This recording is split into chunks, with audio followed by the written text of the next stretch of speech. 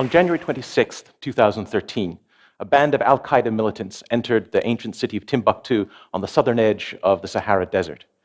There, they set fire to a medieval library of 30,000 manuscripts written in Arabic and several African languages, and ranging in subject from astronomy to geography, history to medicine, including one book which records perhaps the first treatment for male erectile dysfunction. Unknown in the West, this was the collected wisdom of an entire continent, the voice of Africa at a time when Africa was thought not to have a voice at all. The mayor of Bamako, who witnessed the event, called the burning of the manuscripts a crime against world cultural heritage. And he was right, or he would have been if it weren't for the fact that he was also lying. In fact, just before, African scholars had collected a random assortment of old books and left them out for the terrorists to burn.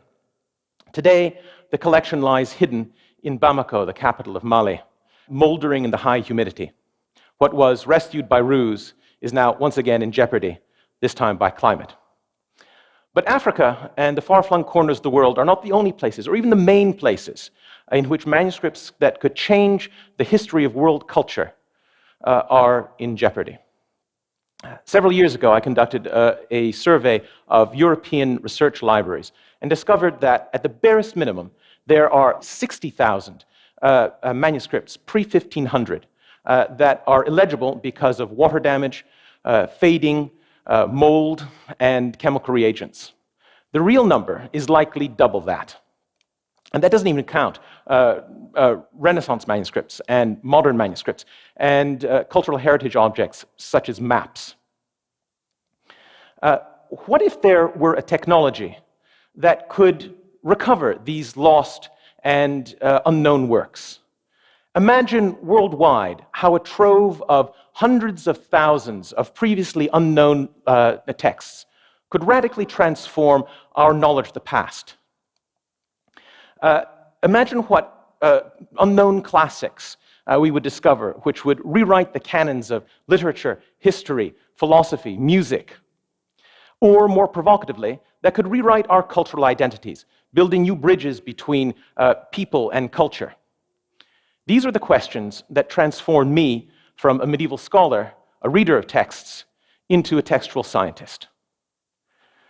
What an unsatisfying word reader is. For me, it conjures up images of passivity, of someone sitting idly in an armchair, waiting for knowledge to come to him in a neat little parcel. How much better to be a participant in the past, an adventurer in an undiscovered country, searching for the hidden text. As an academic, I was a mere reader. I read and taught the same classics that people had been reading and teaching for hundreds of years. Virgil, Ovid, Chaucer, Petrarch. And with every scholarly article that I published, I added to human knowledge an ever-diminishing slivers of insight. What I wanted to be was an archaeologist of the past, a discoverer of literature, an Indiana Jones without the whip, or actually with the whip. And I wanted it not just for myself, but I wanted it for my students as well. And so 6 years ago, I changed the direction of my career. At the time, I was working on The Chess of Love, the last important long poem of the European Middle Ages, never to have been edited. And it wasn't edited because it existed in only one manuscript, which was so badly damaged during the firebombing of Dresden in World War II, that generations of scholars had pronounced it lost. For 5 years, I had been working with an ultraviolet lamp, trying to recover traces of that writing, and I'd gone about as far as technology at the time could actually take me. And so I did what many people do. I went online. And there, I learned about how multispectral imaging had been used to recover 2 lost treatises of the famed Greek mathematician Archimedes from a 13th century palimpsest. A palimpsest is a manuscript which has been erased and overwritten. And so, out of the blue, I decided to write to the lead imaging scientist on the Archimedes palimpsest project, Professor Roger Easton, with a plan and a plea. And to my surprise, he actually wrote back. With his help, I was able to win a grant from the US government to build a transportable multispectral imaging lab. And with this lab, I transformed what was a charred and faded mess into a new medieval classic. So how does multispectral imaging actually work? Well, the idea behind multispectral imaging is something that anyone who's familiar with infrared night vision goggles will immediately appreciate. That what we can see in the visible spectrum of light is only a tiny fraction of what's actually there. The same is true with invisible writing. Our system uses 12 wavelengths of light between the ultraviolet and the infrared. And these are shown down onto the manuscript from above from banks of LEDs, and another multispectral light source which comes up through the individual leaves of the manuscript. Up to 35 images per sequence, per leaf, are imaged this way using a high-powered digital camera equipped with a lens which is made out of quartz. There are about 5 of these in the world. And once we capture these images, we feed them through statistical algorithms to further enhance and clarify them, using software which was originally designed for satellite images and used by people like geospatial scientists and the CIA. The results can be spectacular. You may already have heard of what's been done for the Dead Sea Scrolls, which are slowly gelatinizing.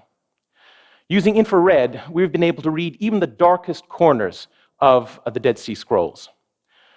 You may not be aware, however, of other biblical texts that are in jeopardy. Here, for example, is a leaf from a manuscript that we imaged, which is perhaps the most valuable Christian Bible in the world. The Codex Vercellensis is the oldest translation of the Gospels into Latin, and it dates from the first half of the 4th century. This is the closest we can come to the Bible at the time of the foundation of Christendom under Emperor Constantine, and at the time of also the Council of Nicaea, when the basic creed of Christianity was being agreed upon. This manuscript, unfortunately, has been very badly damaged. And it's damaged because for centuries it had been used and handled in swearing-in ceremonies in the church. In fact, that purple splotch that you see in the upper left-hand corner is aspergillus, which is a fungus which originates in the unwashed hands of a person with tuberculosis. Our imaging has enabled me to make the first transcription of this manuscript in 250 years. Having a lab that can travel to collections where it's needed, however, is only part of the solution. The technology is expensive and very rare, and the imaging and image processing skills are esoteric. That means that mounting recoveries is beyond the reach of most researchers and all but the wealthiest institutions. That's why I founded the Lazarus Project, a non-for-profit initiative to bring multispectral imaging to individual researchers and smaller institutions at little or no cost whatsoever. Over the past 5 years, our team of imaging scientists, scholars, and students has traveled to 7 different countries and have recovered some of the world's most valuable damaged manuscripts, including the Vercelli book, which is the oldest book of English, the Black Book of Carmarthen, the oldest book of Welsh, and some of the most valuable earliest Gospels located in now what's the former Soviet Georgia. So spectral imaging can recover lost texts. More subtly, though, it can recover a second story behind every object, the story of how, when, and by whom a text was created, and sometimes what the author was thinking at the time he wrote. Take, for example, a draft of the Declaration of Independence, written in Thomas Jefferson's own hand, which some colleagues of mine imaged a few years ago at the Library of Congress. Curators had noticed that one word throughout had been scratched out and overwritten. The word overwritten was citizens. Perhaps you can guess what the word underneath was. Subjects. There, ladies and gentlemen, is American democracy evolving under the hand of Thomas Jefferson. Or consider the 1491 Martellus map, which we imaged at Yale's Beinecke Library. This was the map that Columbus likely consulted before he traveled to the New World, and which gave him his idea of what Asia looked like and where Japan was located. The problem with this map is that its inks and pigments had so degraded over time that this large, nearly 7-foot map made the world look like a giant desert. Until now, we had very little idea, detailed idea that is, of what Columbus knew of the world and how world cultures were represented. The main legend of the map was entirely illegible under normal light.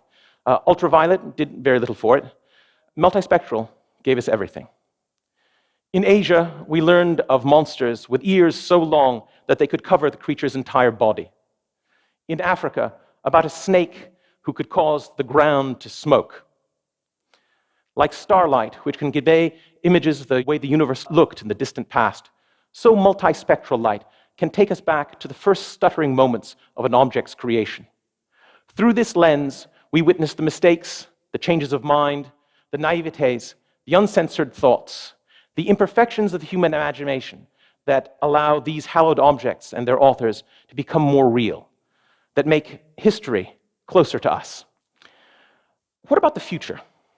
There's so much of the past, and so few people with the skills to rescue it before these objects disappear forever. That's why I've begun to teach this new hybrid discipline that I call textual science.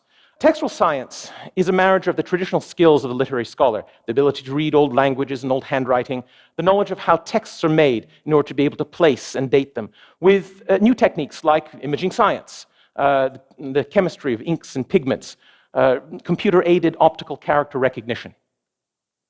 Last year, a student in my class, a freshman with a background in Latin and Greek, was image processing a palimpsest that we had photographed at a famous library in Rome.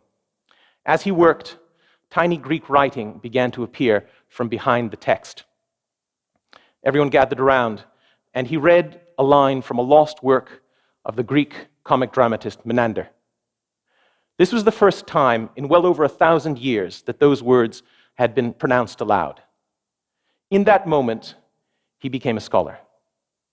Ladies and gentlemen, that is the future of the past. Thank you very much.